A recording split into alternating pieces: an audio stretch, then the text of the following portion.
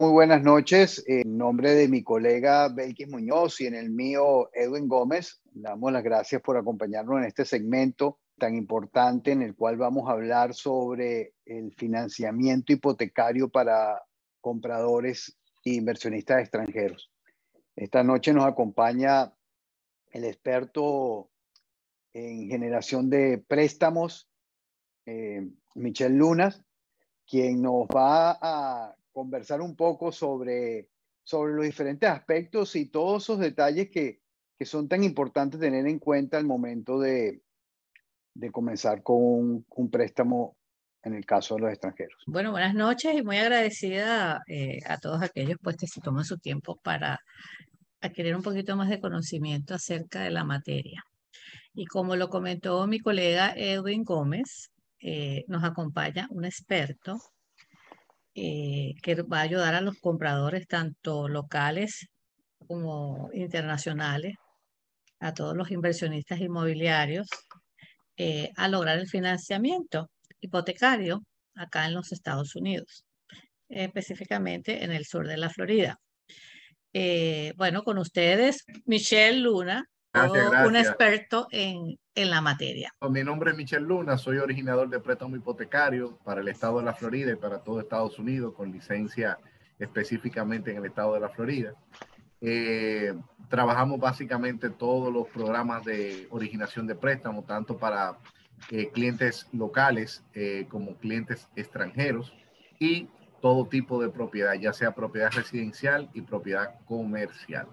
Vamos a hablar un poco de lo que es el tema del programa Further National, que es un programa que está destinado para los extranjeros que puedan hacer su inversión y que se puedan apalancar con financiamiento. Perfecto. Bueno, Michelle, sobre esta materia se hacen muchas preguntas, sobre todo tú sabes que las personas en nuestros países en Latinoamérica, la banca funciona de una manera muy diferente acá en los Estados Unidos y muchos se hacen esa gran pregunta, ¿no?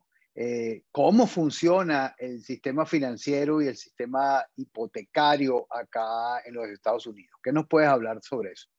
Bueno, mira, el sistema financiero hipotecario en Estados Unidos, vamos a decirlo de esta manera, es complejo porque es bastante amplio y porque intervienen muchos actores y se manejan, vamos a decirlo, muchas variables, pero al mismo tiempo no es complicado de entender.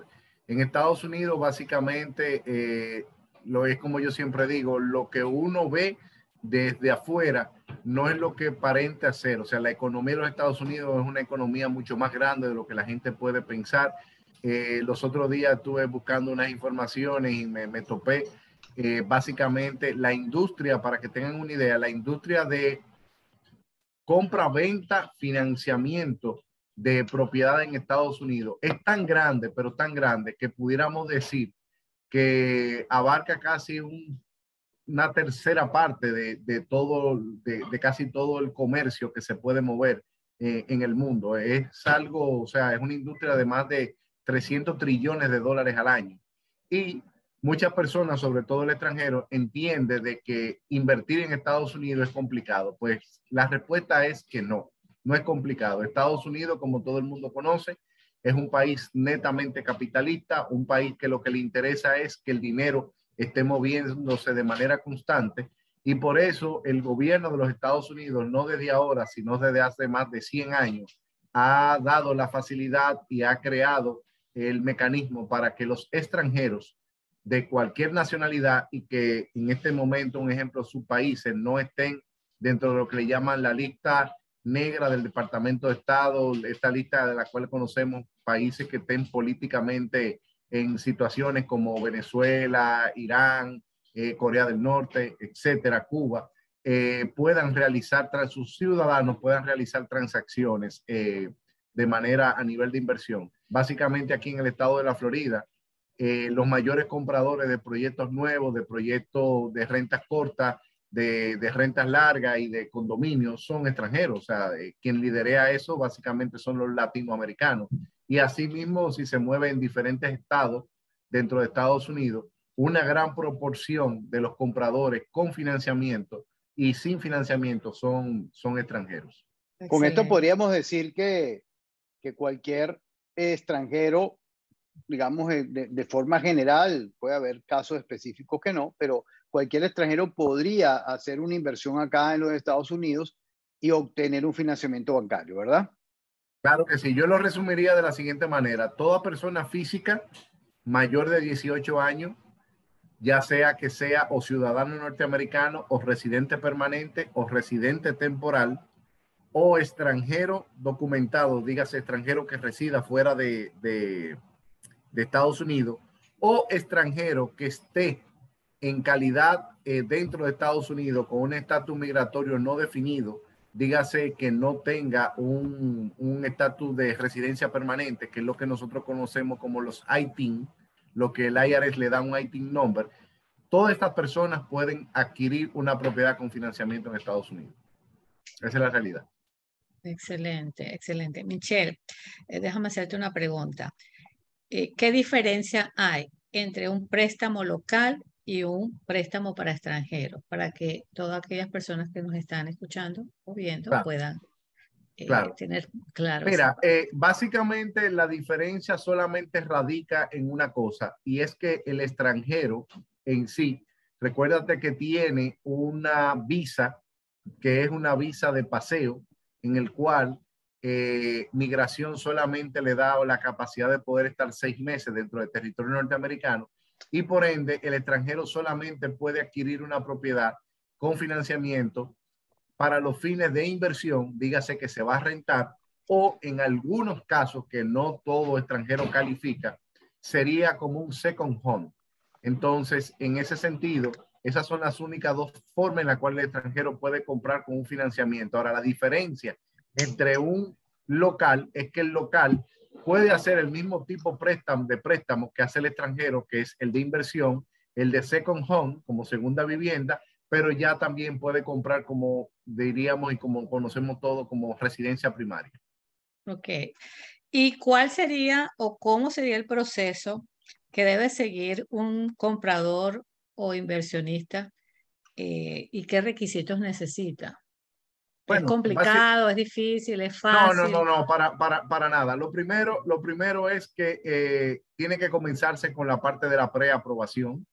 El extranjero debe de, y tanto el extranjero como el ciudadano local, el residente permanente o residente temporal o el ITIN, tienen que iniciar la parte de la preaprobación. En la parte de esa preaprobación debe de poseer, en el caso del extranjero específicamente, los documentos básicos que nosotros enumeramos, que son copia de pasaporte, copia de visa, ambos tienen que estar vigentes y ambos deben de vencerse, algo muy importante, deben de vencerse con una fecha que sea posterior al cierre de la compra.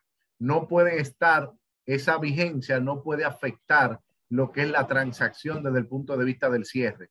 Es algo muy importante que se debe de tener. Debe de poseer o depositar lo que son los 2 últimos meses de estado bancario, tanto de su país de origen, o si tiene cuenta en Estados Unidos, donde se refleje que tiene los fondos para poder entrar en la operación.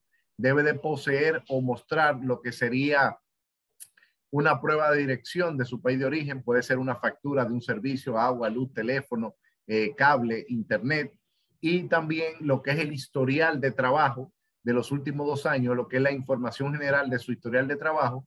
Y por último, debe de aportar, en el caso de los autoempleados, los extranjeros autoempleados, lo que es una carta contable de su país de origen, donde figure cuáles fueron los ingresos producidos por este señor o por esta señora o por este grupo de personas en los últimos 2 años. En el caso de si el extranjero es empleado, entonces debe de acompañarse de una carta de la empresa o del Departamento de Recursos Humanos, en la cual establezca el tiempo que tiene laborando en la empresa y cuál es el salario que maneja de manera actual. Ahora, de manera muy puntual, ¿cuál es el proceso que debe de seguir el comprador? Recolectar todas estas informaciones y documentaciones que se solicitan. Como ya mencioné, ser preaprobado financieramente. Tan pronto ya la persona es preaprobada, buscar la propiedad que quiere comprar, siempre acompañado de un agente inmobiliario. Eso es muy importante. Muy importante. Y entrar en un contrato en el cual permita que ese contrato se pueda realizar lo que es la parte del financiamiento de manera formal. Y dame un Michelle. segundito. Perdón, Edwin. Pues, tomando en cuenta lo que estás diciendo, que es importante también que, como estás hablando de que se necesita o se requiere una preaprobación, pero para que esta preaprobación se lleve a cabo, es importante que todas aquellas personas que están interesadas en comprar e invertir aquí en los Estados Unidos, tanto locales como internacionales, deben de proveer lo más pronto posible toda esa documentación a aquel lender que escojan o aquella compañía de mortgage que escojan o aquel banco que escojan para que les haga su préstamo. Porque eso es lo que nos hace la demora. Lo que demora, lo que pone el atraso en todas las transacciones, muchas veces es porque no se entregan todas esas documentaciones a tiempo. No se puede no se puede obtener la preaprobación y por ende, pues estamos de manos cruzados. Pues no vamos a buscar una propiedad si no tenemos previamente una preaprobación de parte de Una, un mortgage. una pregunta importante, Michelle, dentro de digamos, del parámetro, porque en nuestros países en Latinoamérica hay muchas limitaciones en cuanto a las edades para la adquisición de los préstamos o adquisición del crédito. ¿Cómo funciona acá para poder recibir un préstamo una persona? ¿Sobre qué edades se maneja?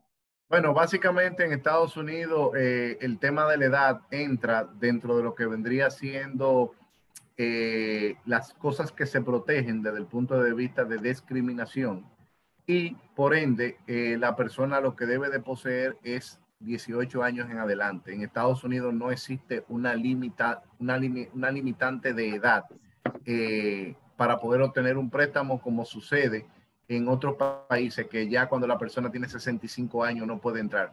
En Estados Unidos eso, la ley financiera no contempla un límite de edad, al menos de que la persona sí tenga una discapacidad mental y que esté registrado como una persona discapacitada que no tenga la capacidad mental de poder entrar en un contrato. Ahora, la persona puede tener 99 años y entrar en un préstamo a 100 años, no importa si es extranjero, no importa si es residente local.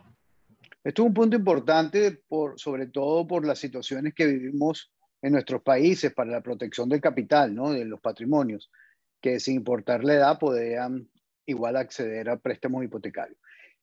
Michelle, cuando estamos hablando de estos préstamos, ¿a cuántos años se puede obtener un financiamiento?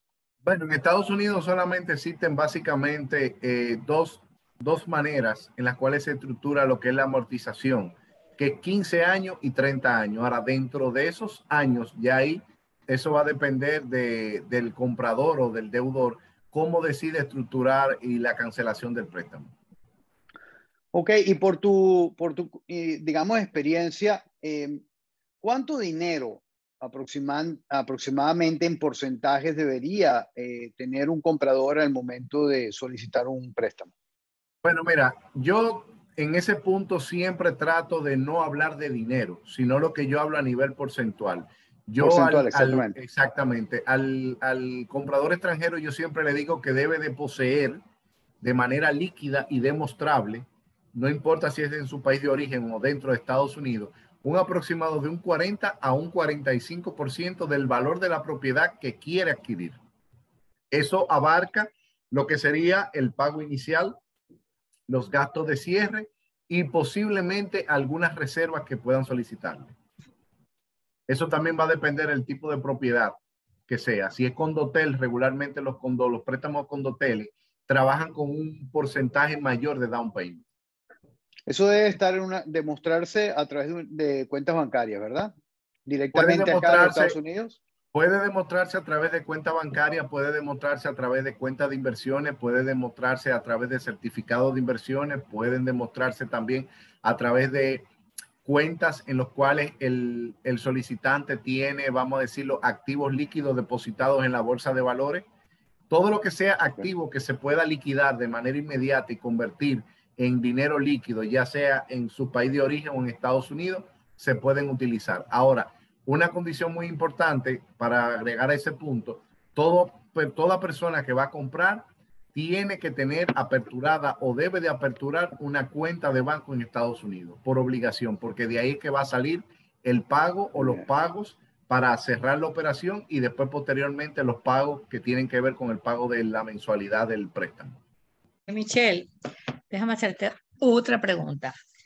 ¿Qué tipo de hipoteca es la más común para los préstamos internacionales o la más usada? ¿O existen varios modelos por donde pueden obtener sus préstamos? Varias figuras. Bueno, básicamente para el extranjero, yo siempre trato de preguntarle al principio, antes de preaprobarlo, de qué es lo que están buscando con exactitud. ¿Por qué? Porque hay extranjeros que normalmente quieren comprar una propiedad para revenderla a los 2, 3, 4, 5, 6 o 7 años. Entonces, en base a ese tipo de, vamos a decirlo, de inversionistas, yo les recomiendo que cojan un tipo de financiamiento que se llama financiamiento de interés fijo, con los años ya predeterminados, y después serían interés variable. Pero ese tipo de inversiones, regularmente el inversionista no llega vamos a decirlo, a entrar en la parte del interés variable, porque como acabo de decir, terminan tomando la decisión de vender la propiedad. En ese tipo de programa, regularmente las tasas de intereses son un poco más bajas porque el riesgo a nivel financiero es menor. Y la otra es el tradicional, que es el amortizable a 30 años, que es el que básicamente la mayoría de todos los compradores utilizan, tanto locales como extranjeros.